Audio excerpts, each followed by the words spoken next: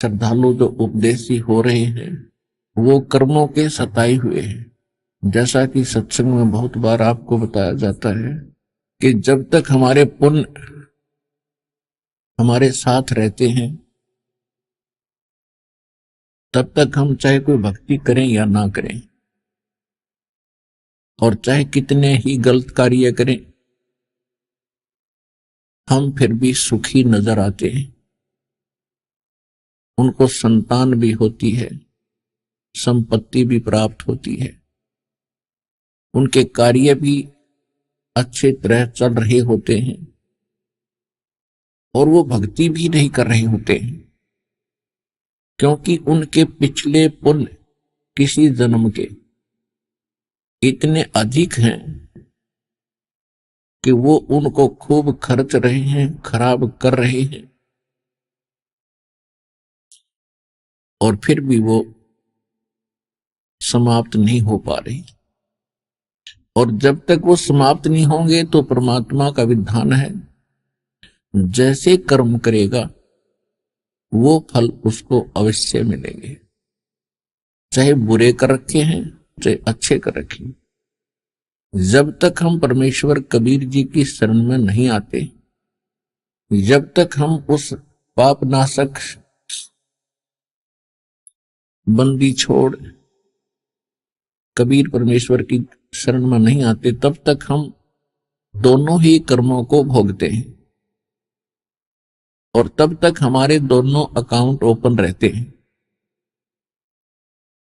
शुभ भी और अशुभ भी, पुण्य वाले भी और पाप वाले भी। तो जिस लोक में हम रह रहे हैं यहां पर पुण्य तो बहुत ही कम बन पाते हैं और पाप ऑटोमेटिकली दिन रात होते रहते हैं, क्योंकि ये अक्षेत्र ऐसा है, ये लोक ऐसा है। यहां पर पाप तो बिना करे भी होंगे और पुण्य करने से ही बनेंगे। और हम जो भी इस क्षेत्र में घूमते हैं, काल के लोक में रहते हैं, जो भी क्रियाएं करते हैं, इसमें पाप तो ऑटोमेटिकली हो जाएंगे बिना करे। पृथ्वी ऊपर पग जो धारे, करोड़ जीव एक दिन में मारे। इतने सूक्ष्म प्राणी हैं, इसके जमीन पर उड़ रहे हैं, हवा में जमीन पर चिपके रहते हैं, कि करोड़ जीवों की हत्या करके ये प्राणी विश्राम लेता है। 70 ब्राह्मण की है हत्या, जो चौका तुम देवो नेता। रोज पोछा लगाते हो, चूल्हा चौका चलाते हो, उससे पहले लीपते हो, आजकल तो पोछा लगाया जाता है, उसमें 70 ब्राह्मण जैसी हत्या हो जाती है। अब ब्राह्मण को क्यों साथ लिया इस वाणी में? क्योंकि हमारे धर्मगुरु ये कहा करते थे कि एक ब्राह्मण, ब्राह्मण माने भक्त, की हत्या कर दी जाए तो करोड़ भी मंत्र जाप कर ले तो भी वो हत्या का पाप कटे नहीं।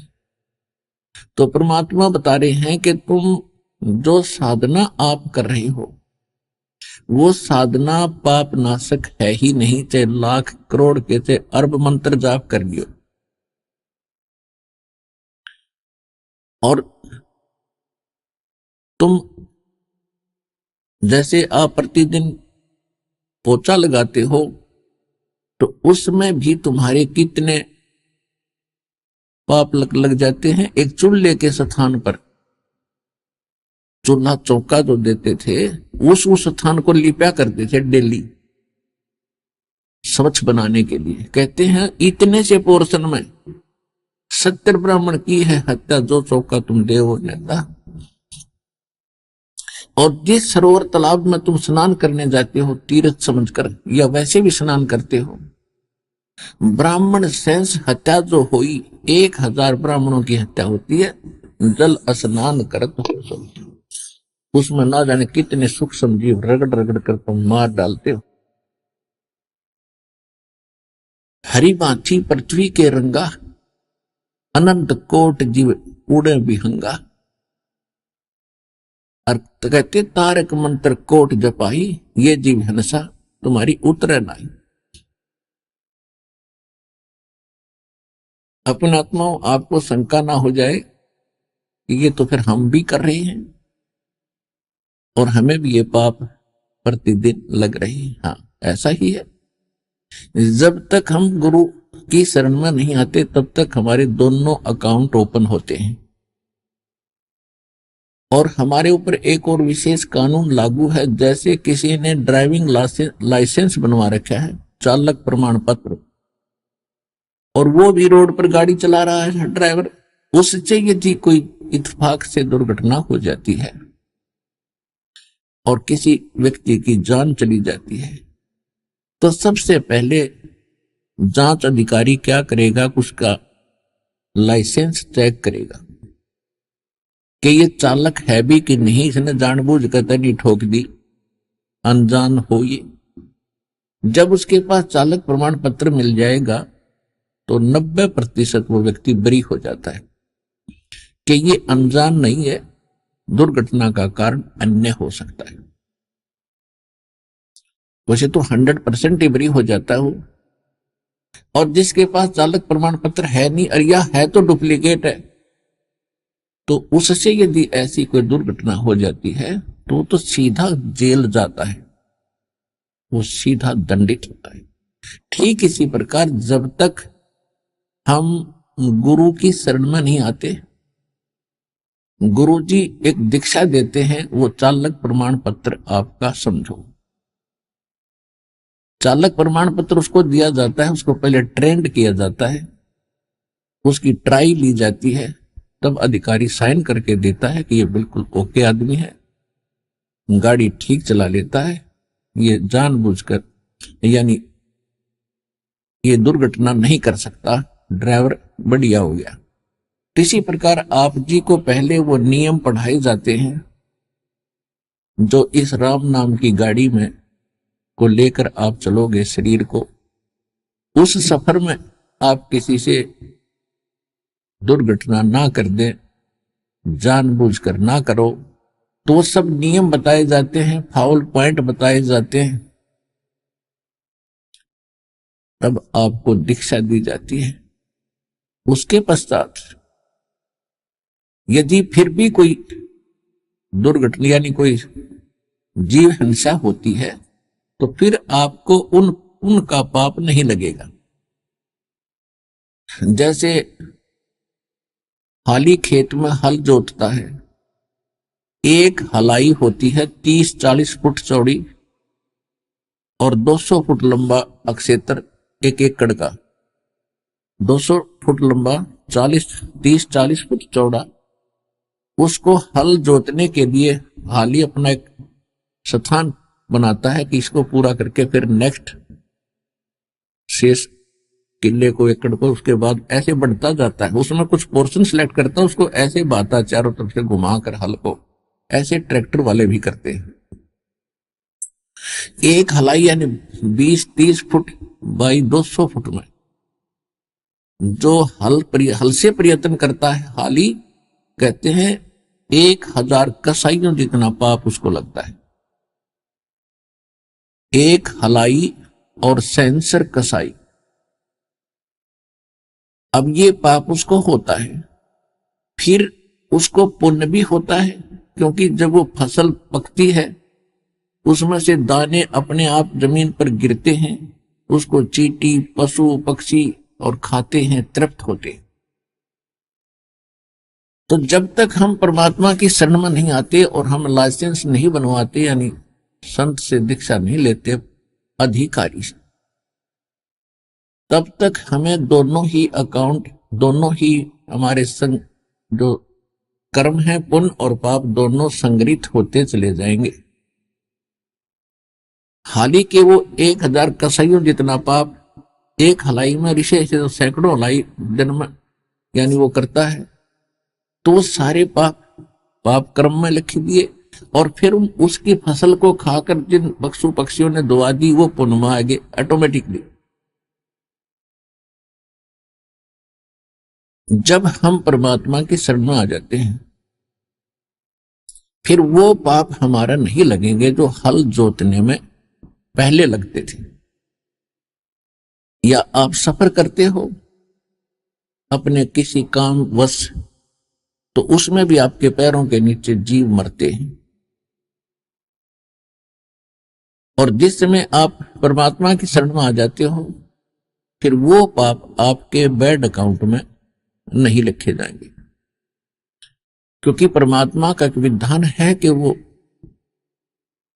कुछ ऐसे कर्म हैं जो आपको करने ही पड़ेंगे। जैसे आप पोछा लगाते हो घर पे और वहां चींटी आ गई है या कोई अन्य जीव जंतु है, तो आपने उनको मारना उद्देश्य नहीं है, वो आपका अक्षेत्र है, आपको अलाउड है, और उसमें कोई अन्य व्यक्ति, कोई भी वस्तु आती है, कोई जीव आता है, तो वो नाजायज आया है वहां पर। क्योंकि जब हम परमात्मा की शरण में आ जाएंगे, उस समय परमात्मा आपका वकील, एडवोकेट का भी काम करेगा, और फिर आपको इन पापों से बाईपास करेगा।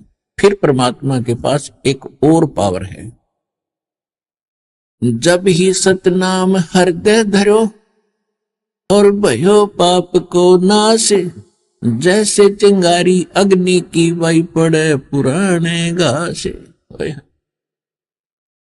अब जैसे, अब तो ये तो प्रोटेक्शन हो गया वर्तमान का, दीक्षा लेने के बाद का। आपके असंख्य जन्मों के इतने पाप इकट्ठे हुए पड़े हैं कि आप पर असंख्य युगों तक भी भोग भोग के पूरे नहीं हो सकते, समाप्त नहीं हो सकते। क्योंकि जब तक हम परमेश्वर कबीर जी की शरण में नहीं आते, परम अक्षर ब्रह्म की शरण में नहीं आते हैं, परम संत के माध्यम से, नकली कबीर पंथियों से भी दीक्षा लेने से कोई लाभ नहीं होगा। वो डुप्लीकेट लाइसेंस बनाते हैं, दीक्षा देते हैं। तो तब तक, तो उससे पहले के हमारे असंख्य जन्मों के वो संग्रहित पाप इकट्ठे हुए पड़ रखे हैं, और वो कभी भी आपसे पूर्ण नहीं हो सकते, जिस कारण से 84 लाख प्रकार की योनियों यानी प्राणियों के शरीरों में भी आप उनको भोग लेते हो, तो भी शेष रह जाते हैं।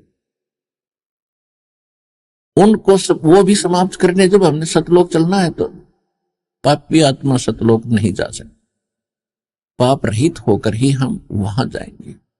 उसके लिए परमात्मा ने बताया कि जो तुम्हारे संग्रहित असंख्य जन्मों के ढेर पड़े हैं, उसके लिए ये सच्चा नाम, यथार्थ भक्ति विधि आपको परम संत से मिलेगी। उसके बाद जब आप भक्ति करोगे, जब ही सतनाम हृदय धरो भयो पाप को नाश, जैसे चिंगारी अग्नि की बाई पड़े पुराण घास।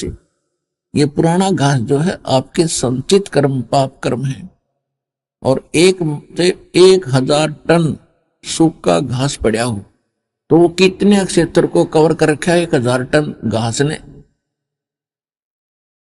और फिर उसमें एक माचिस की सीख लगा दी, तिल्ली जला के, वह सारे ने फूक कर राख बना देगी, और फिर चलेगी तेज हवा, उस राख को कहीं की कहीं पटक मारेगी, वो फील्ड क्लियर हो गया।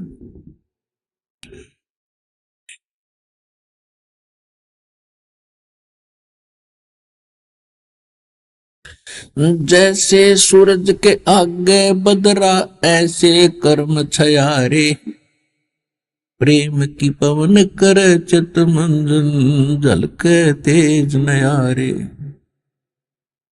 जैसे सूरज के आगे बादल छा जाते हैं, तो सूर्य का प्रॉपर प्रकाश, वो वास्तविक प्रकाश हम प्राप्त नहीं कर पा रहे, और एक तेज हवा चलती है, बादलों को तितर बितर कर देती है, आसमान साफ हो जाता है, तब सूर्य का प्रकाश हम सीधा देख रहे होते हैं। ऐसे ही कहते, जैसे सूरज के आगे बदरा ऐसे कर्म छयारे, जैसे सूर्य के सामने बादल आ जाते हैं, इस प्रकार परमात्मा और आत्मा के बीच में ये पाप कर्मों के बादल छाए हुए हैं। और प्रेम की पवन, प्रेम की हवा चलेगी और करे चितमंजन, फिर झलके तेज नयारे। जब आप इस भक्ति पर लगोगे, जितने आपके पाप खत्म होते चले जाएंगे, जितनी अधिक भक्ति करोगे, जितना अधिक धर्म करोगे, उतनी ही आत्मा साफ होती रहेगी, पाप नाश होते रहेंगे। और जब पाप नाश हो जाएंगे, परमात्मा की जरा सी भी चर्चा कभी चलेगी, कोई भी परमात्मा की कथा हम सुनेंगे, आंखों से ऑटोमेटिकली अश्रु धारा चल पड़ेगी, कलेजा भर भर के आवेगा। तो ये समझ लेना कि अब आपकी वो प्रेम की पवन चल पड़ी और उससे भी पाप नाश होते हैं। कहते, नाचे गाए किन्हें ना मिलिया, जिन मिलिया तिन रोए। और नाचे गाए भगवान मिला, फिर कौन दुआगन होए। तो इसलिए परमात्मा के पाने के लिए गुरु की एक बहुत विशेष आवश्यकता है।